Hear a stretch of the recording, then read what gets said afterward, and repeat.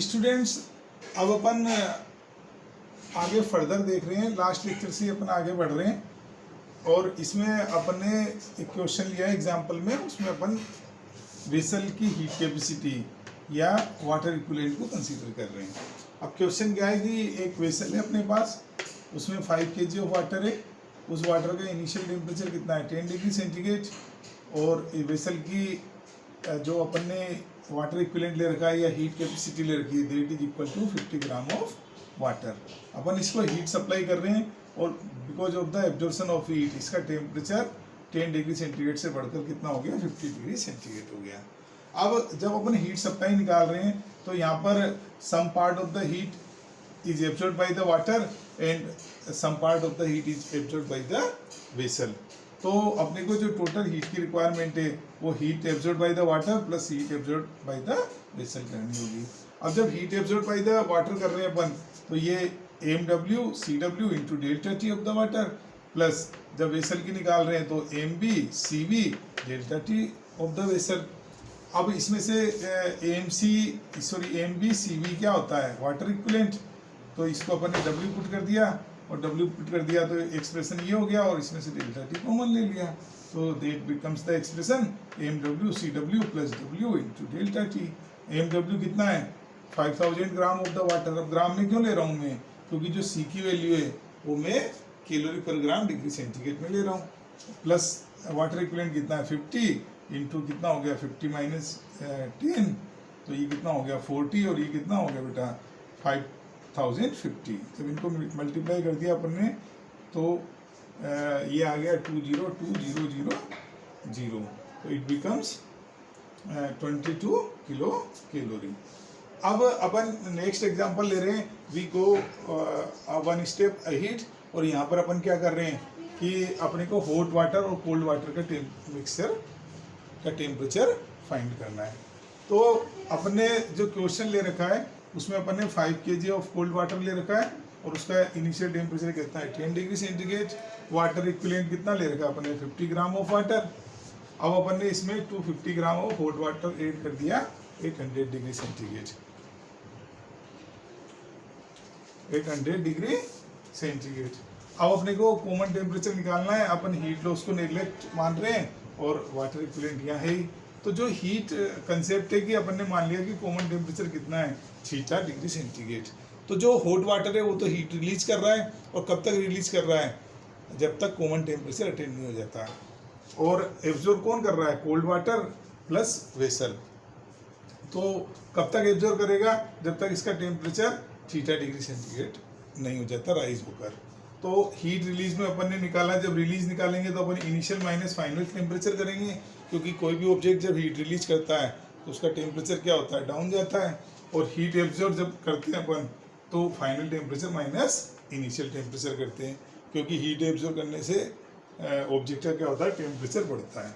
तो जो heat release by the hot water है दैट इज mh cw और 100 माइनस थीटा, और जो heat absorbed by the cold water है that is mass of the cold water cw and theta minus 10, plus ये जो vessel heat absorb कर रहा है mass of the vessel specific heat capacity of the vessel into theta minus 10, final temperature minus initial temperature. और जब common temperature achieve हो जाता है तो फिर क्या हो जाता है हीट का एक्सचेंज बंद हो जाता है। तो आपने वैल्यू पुट कर दी, ये है 250 ग्राम, cw कितना है 1, it is 100 minus theta is equal to इसका मास कितना है कोल्ड वाटर का 5000 ग्राम, cw कितना है 1, w कितना दे रखा है उसने 50 और ये थीटा माइनस 0। अब अपन ने ये जो वाटर इक्विवेलेंट है mb cv उसकी जगह वाटर इक्विवेलेंट पुट कर दिया और वाटर इक्विवेलेंट कितना दे रखा है 50 ग्राम ऑफ वाटर। अब अपन ने ये एक्सप्रेशन जब देखा आगे तो ये 250 into 1 into 100 minus theta equal to कितना हो गए 5050 इंटू थीटा माइनस 0। अब जब अपन ने इसको कट कर दिया तो ये हो गया 11 और ये हो गया 5, 50 से कट कर दिया, और जब इसको मल्टीप्लाई कर दिया तो that becomes 500 minus 5 theta is equal to 11 theta minus 110। अब इसको इधर ले गए तो ये कितना हो गया 610 और दैट बिकम 16 थीटा, तो 16 थीटा इक्वल टू 610, तो theta is equal to 38 degree centigrade आ गया।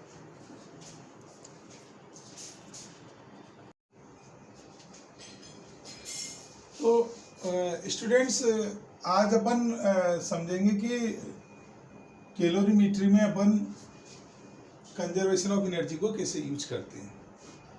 तो इसको समझने के लिए मैंने एक एग्जांपल लिया है, न्यूमेरिकल एग्जांपल, और अपने लिया है कि एक वाटरफॉल है जो कि 1 किलोमीटर हाइट से एक रॉक पे स्ट्राइक कर रहा है और उसकी 50% ऑफ काइनेटिक एनर्जी हीट में कन्वर्ट होके और खुद वाटर इटसेल्फ एब्जॉर्ब कर रहा है। तो अपने को कैलकुलेट करना है कि find the rising temperature of water.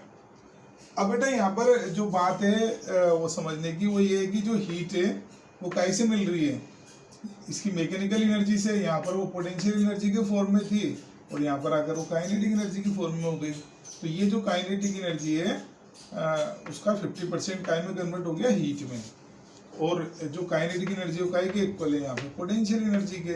तो 50% ऑफ mgh काय के इक्वल है हीट के इक्वल।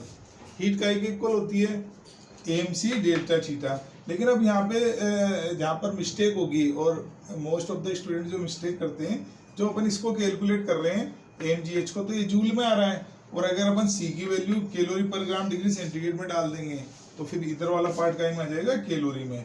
तो फिर अपन इसको कंपेयर नहीं कर सकते, क्योंकि अपने को या तो कैलोरी को जूल में कन्वर्ट करना पड़ेगा या जूल को कैलोरी में कन्वर्ट करना पड़ेगा।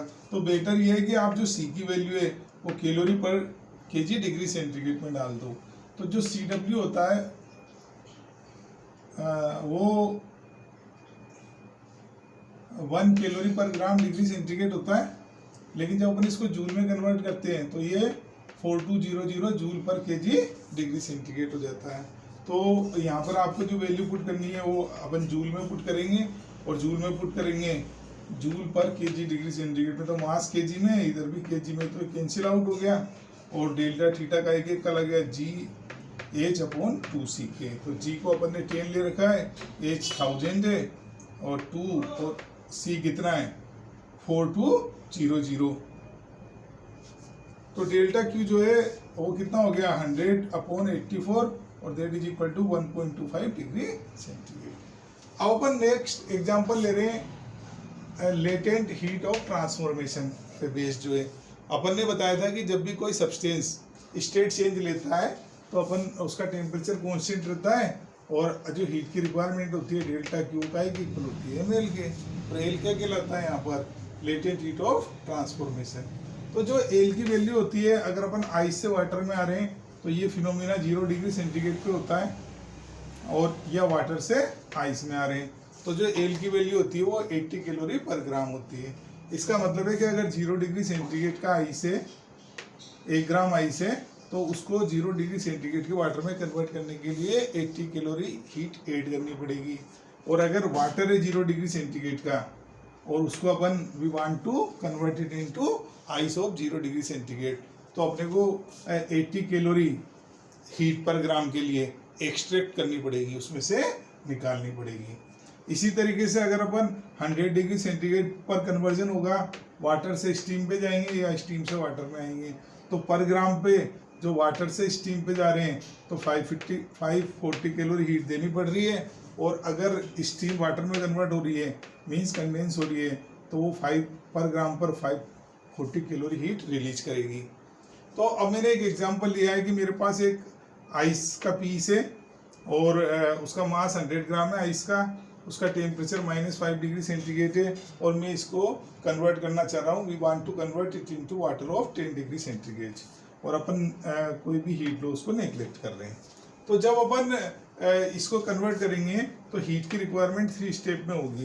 पहली स्टेप में तो क्या होगा कि जो आइस है उसका टेम्परेचर -5 से बढ़ के 0 हो जाएगा। जब 0 डिग्री सेंटीग्रेड का आइस हो जाएगा तो जब अपन हीट देंगे तो वो 0 डिग्री सेंटीग्रेड के वाटर में कन्वर्ट होगा, और स्टेट चेंज ले रहा है, तो this required the heat delta Q. Now it becomes the water of 0 degree centigrade. अब अपन इसको हीट दे रहे हैं तो इसका टेम्परेचर राइज करेगा, एंड कब तक राइज करना है अपने को, अप टू 10 डिग्री सेंटीग्रेड तक। तो ये 3 हीट की रिक्वायरमेंट हो गई, -5 से आइस को 0 डिग्री सेंटीग्रेड में आने में, फिर 0 डिग्री सेंटीग्रेड के आइस को 0 डिग्री सेंटीग्रेड के वाटर में कन्वर्ट होने में, और फिर 0 डिग्री सेंटीग्रेड के वाटर को 10 डिग्री सेंटीग्रेड के वाटर में कन्वर्ट होने में। तो मैंने यहाँ पर ये बता दिया है कि डेल्टा Q1 हीट क्या है, डेल्टा Q2 हीट क्या है और डेल्टा Q3 हीट क्या है। अब अपने डेल्टा Q इन तीनों का समय, तो डेल्टा Q1 हीट लिखी तो यहाँ पर आइस -5 से 0 डिग्री सेंटीग्रेड आ रहा है, तो ये माइस ऑफ आइस है, ये specific heat capacity of ice है, और टेम्परेचर थीटा माइनस थीटा 1 करूंगा तो 0 माइनस -5 हो गया। अब ये 0 डिग्री सेंटीग्रेड का आइस हो गया। अब ये स्टेट चेंज ले रहा है, तो स्टेट चेंज में कितनी हीट की रिक्वायरमेंट होती है, ml, तो अपन ने इसको ml रख दिया। अब ये 0 डिग्री सेंटीग्रेड का वाटर बन गया, लेकिन मास इसका स्टिल 100 ग्राम है, लेकिन अब ये वाटर है और उसका टेम्परेचर कितना करना है 0 से 10, तो हीट की रिक्वायरमेंट क्या हो गई mCW 10 - 0। अब मैंने वैल्यू पुट कर दी है 100 ग्राम, इसकी वैल्यू है जो CI होता है specific heat capacity of ice, that is 0.5 calorie पर ग्राम डिग्री सेंटीग्रेड, तो इसकी वैल्यू पुट कर दी, और ये क्या है +5, प्लस इसका जो मास है वो 100 है, वही जो मास आइस का वही वाटर का है। लेटेंट हीट कितनी होती है इसकी 80 कैलोरी पर ग्राम, तो अपने वैल्यू पुट कर दी। ऐसे ही मास 100 है, वाटर की स्पेसिफिक हीट कितनी है 1, और टेम्परेचर राइज कितना है 10, तो इट बिकम्स 250 + 8000 + 1000, तीनों का सम कर दिया तो requirement of heat is 9250 kelvin.